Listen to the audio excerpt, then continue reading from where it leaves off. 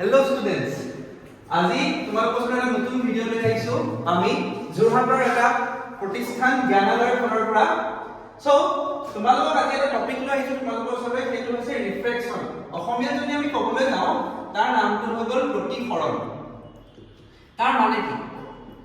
ঠিক আছে ক্লাস 11 আৰু 12 ক্লাস 12 আৰু ক্লাস 10 যে তোমালোকে অপটিক্সৰ চেপ্টাৰ কেইটা পঢ়িছা তাৰ লগত এটা জড়িত টপিক হৈছে ৰিফ্ৰেকচন ঠিক আছে আমি বুজিবলৈ আছো আমাৰ ওচৰত দুটা মাধ্যম আছে ইংলিছত যদি ক'বলৈ যাওঁ দুটা মিডিয়াম আছে ঠিক আছে সাপোজ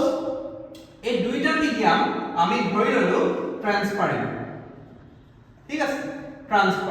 ট্ৰান্সপাৰেন্টৰ অৰ্থ কি যেতিয়া পোহৰ ৰশ্মি লাইট আহি পেলাই ইয়াত আহি পেলাই পৰেহি ইয়াৰ মাজেদি গুচি যাব পাৰে সেইটোৱে হৈছে ট্ৰান্সপাৰেন্ট এতিয়া আমি কি কৰিলো আমি দুটা বেলেগ বেলেগ মিডিয়াম দুটা বেলেগ বেলেগ মাধ্যম আমি কনসিডাৰ কৰিলো ঠিক আছে এই দুইটা মাধ্যম বেলেগ বেলেগ আমি ধৰিলো এটো হৈ গ'ল এয়াৰ আমাৰ বায়ুমণ্ডল আৰু এটো হৈ গ'ল ওৱাটাৰ বা আমি এটা পানী ললো ঠিক আছে সো এতিয়া কি হ'ব যেতিয়া পোহৰ ৰশ্মি এফালে আহিব বায়ুমণ্ডলৰ মাজেদি আহিব আহি পেলে যেতিয়া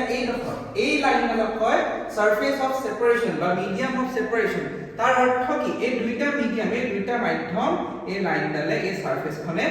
ভাগ কৰি দিছে এইখিনি যে আমি এই লাইনডালৰ ওপৰলৈ গলে এয়াৰ আছে এইখিনি আছে ওয়াটাৰ সো যেতিয়া পোহৰ ৰশ্মি লাইট ৰে ইয়াৰ ফালে আহিব আহি পেলে ইয়াত অসমীয়াত ক'বলৈ গলে আপতিত আৰু ইংলিছত ক'বলৈ গলে ইনসিডেন্ট হ'ব তেতিয়া কি হ'ব এইডাল আমি কনসিডাৰ কৰিলো এটা ইমাজিনাৰী লাইন এইডালক কয়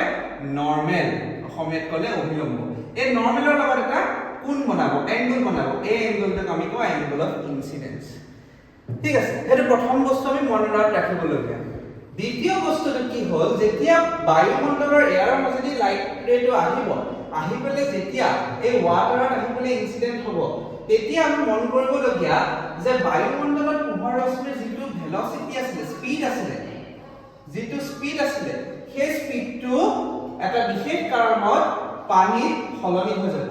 ওয়াটাৰত সেই স্পীডটো সলনি হৈ যাব যদি v1 হ'ব এটো v2 হ'ব য'ত আমি মনত ৰাখিবলগীয়া v1 is not equal to v2 এই যে পোহৰ ৰশ্মিৰ গতিবেগটো যে সলনি হ'ল এই সলনি হোৱাৰ কাৰণে কি হ'ব এই পোহৰ ৰশ্মিডাল অভিলম্বৰ দিশলে গতি কৰিব অৰ্থাৎ বেকা হ'ব তাৰমানে আমি এটো গম পালো যে যেতিয়া ৰিফ্ৰেকচন হয় প্ৰতিফলন হ'বলৈ দুটা ট্ৰান্সপাৰেন্ট মিডিয়াম আমাক লাগিব আৰু তাত কি হ'ব বেগৰ সলনি হ'ব আৰু তৃতীয় কথা হৈ গ'ল পোহৰ ৰশ্মি গতিপথটো সলনি হ'ব বেকা কৰিব ঠিক আছে এইটো ক্ষেত্ৰত যেতিয়া বায়ুৰ পৰা পানীৰ মাজেদি ওয়াটাৰ ৰশ্মি যায় একে পোহৰ ৰশ্মি যাবলৈ আৰম্ভ কৰে এতিয়া পোহৰ ৰশ্মিডাল অভিলম্বৰ দিশে গতি কৰে আৰু এই বস্তুটোকে আমি কওঁ প্ৰতিফলন ঠিক আছে থেংক ইউ